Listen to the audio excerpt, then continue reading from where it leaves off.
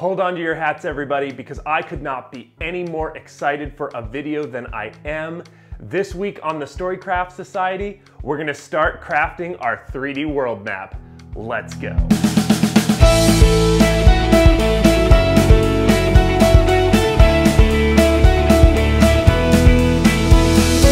Welcome back to the channel, everybody. My name is Garmin. This, of course, is the Storycraft Society. And like I said in the intro, I am beyond stoked for this series to start, where we're gonna be talking for the next couple of weeks about how to make a 3D world map. So I made my world map about a year and a half ago. It was one of those things where I was very nervous basically the whole way through until it was finished. And by the time it got done, it was one of the best things that I think I've ever made. I am a huge jibber jabberer. If you are a fan of the channel, you will know that I jibber jabber probably incessantly and definitely too much.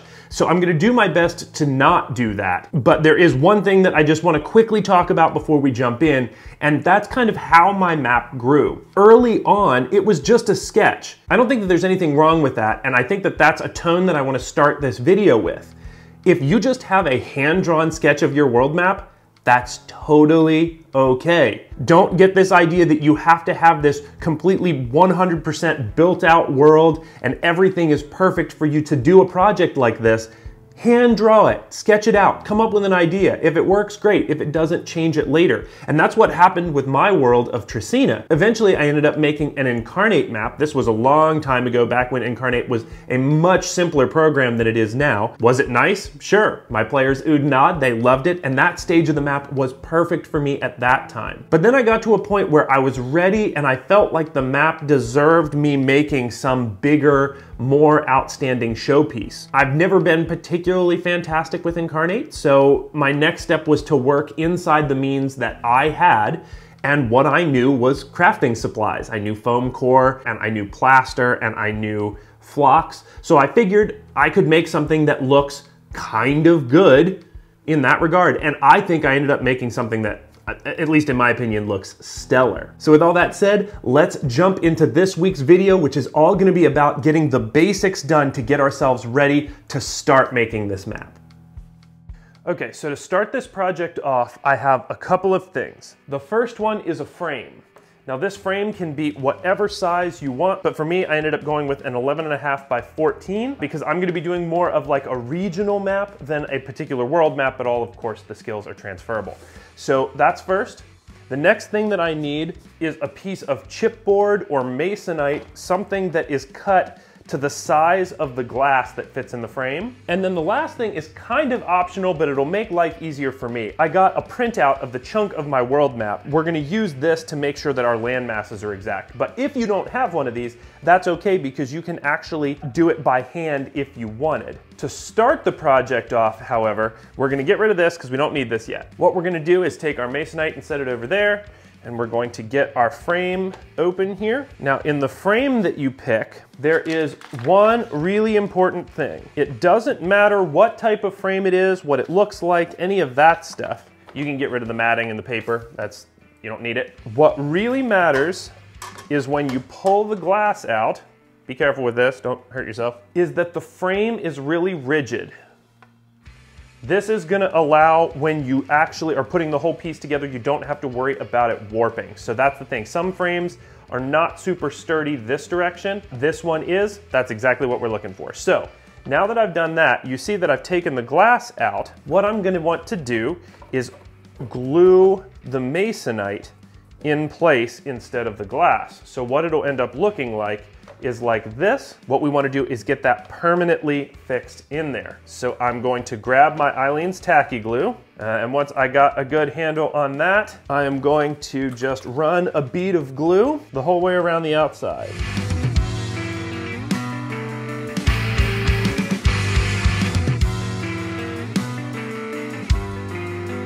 Now the one thing that you do want to do is you want to make sure that on the front side here, any glue that squeezes out, you want to make sure that that doesn't pull up because that could mess you up later when you're doing your landmasses. So I want to go in like this and just quickly feather all this glue out so that it dries nice and flat and doesn't give me any weird, like glue bubbles.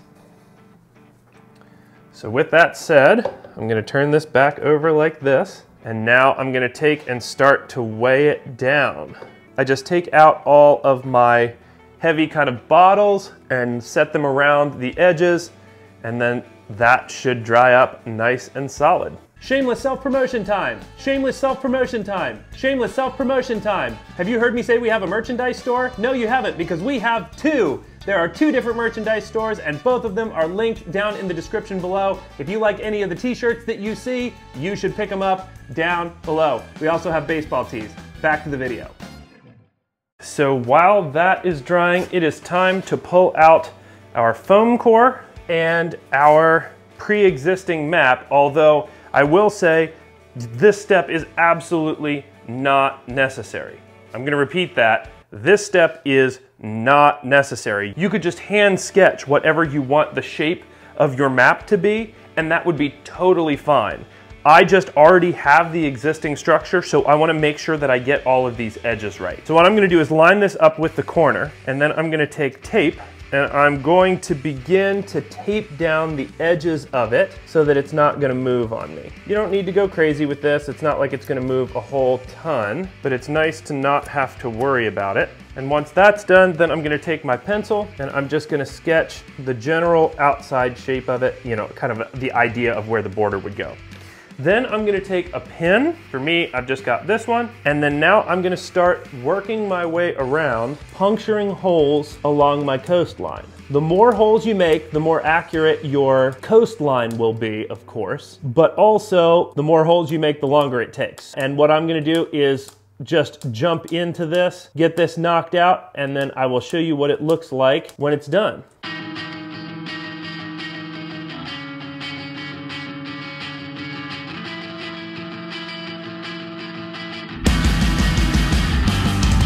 So now with that done, we can pull our tape off, and what it will leave is this awesome, perfect layout of what we had here. Really, really, really useful. Now, here's why if you don't have a pre-existing map, this is fine. There's no reason that you couldn't just sketch all this stuff out with a pencil.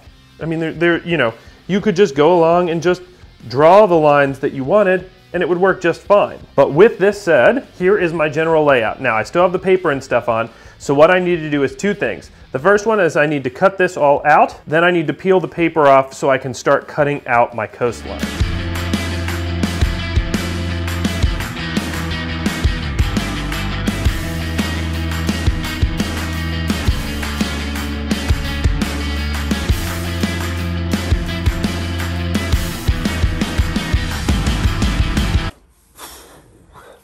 I literally just battled with the most insane piece of foam core for like the last 20 minutes.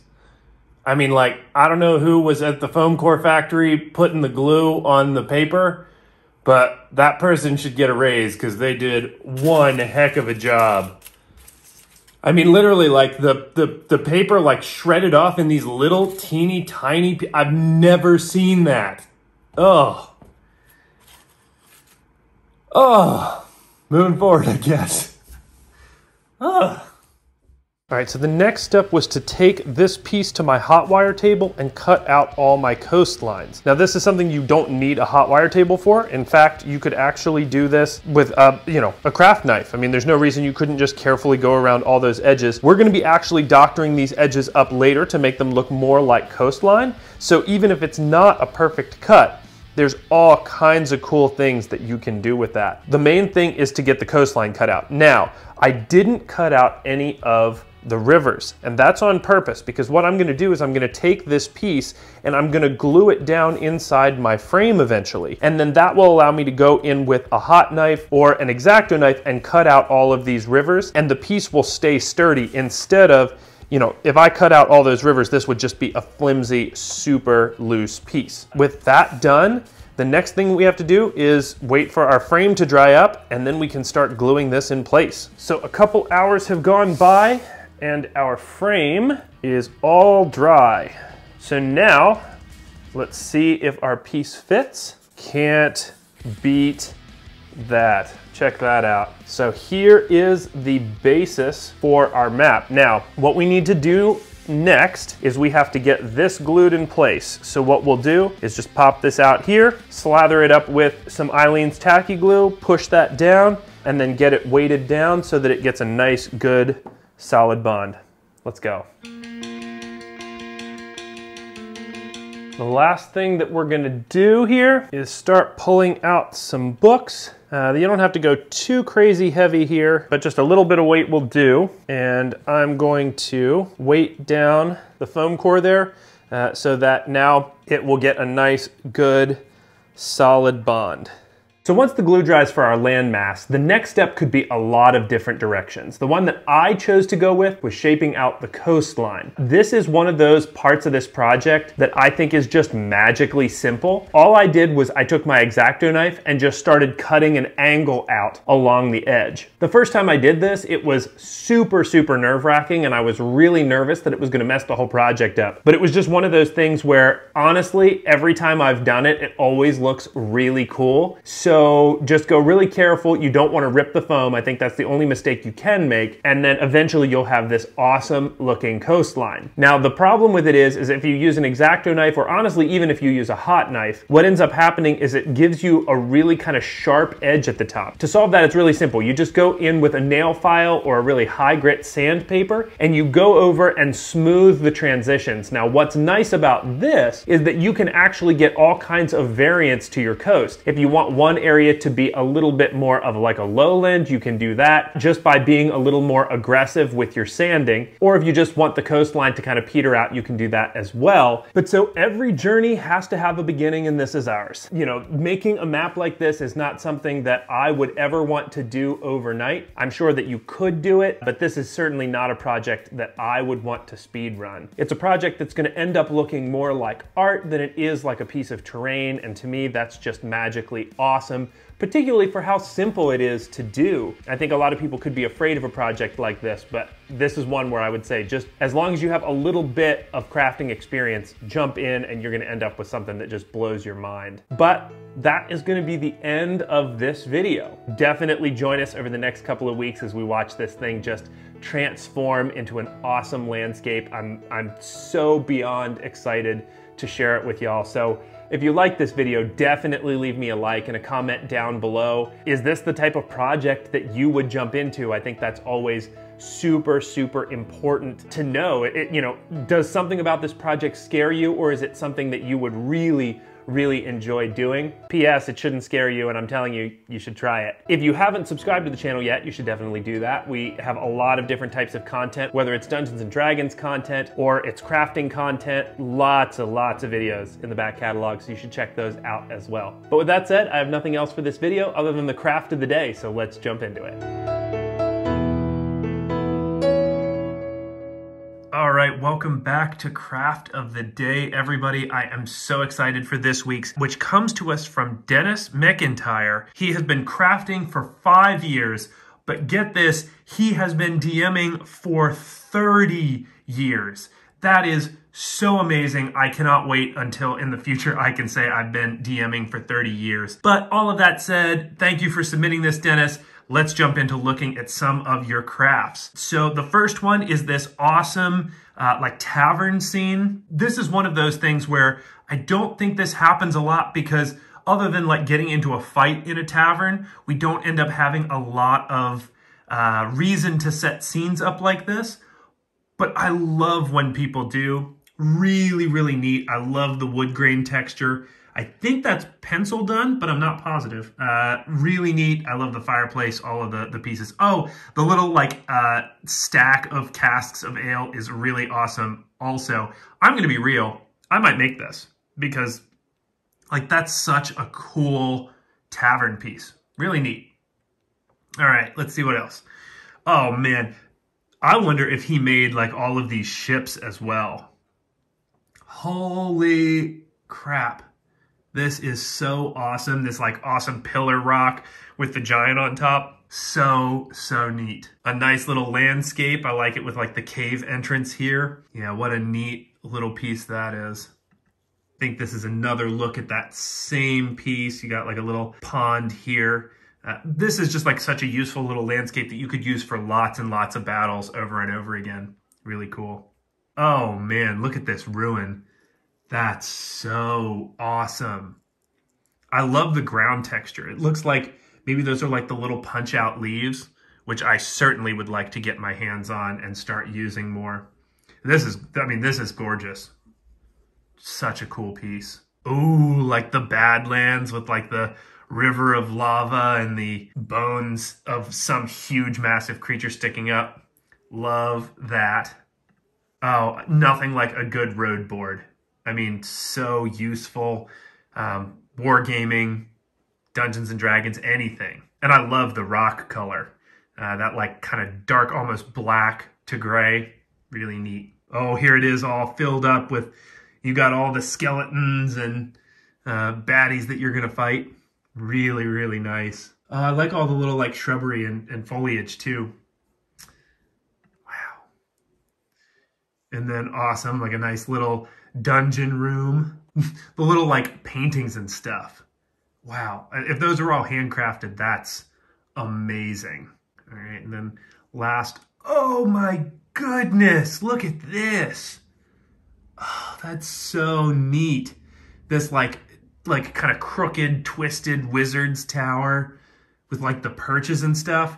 This would be such a cool spot for a battle. All right, so with that said, these are, I mean, it's not even really craft of the day. This is crafts of the day coming at us from Dennis. Dennis, thank you so much for sending this in. I really enjoyed reading about you and your family and seeing all of your beautiful work. So thank you, thank you, thank you for sending it in. Now, for you viewers out there, if you would like to submit something to have this be part of the Craft of the Day series, all you have to do is just tag us in pictures of your crafts on Instagram, Facebook, or Twitter, or you can send us a direct message. People have been getting in touch with us all kinds of ways, so this is really, really neat. So that's it for this week's Craft of the Day. So the only thing left to say is, I'll be seeing you.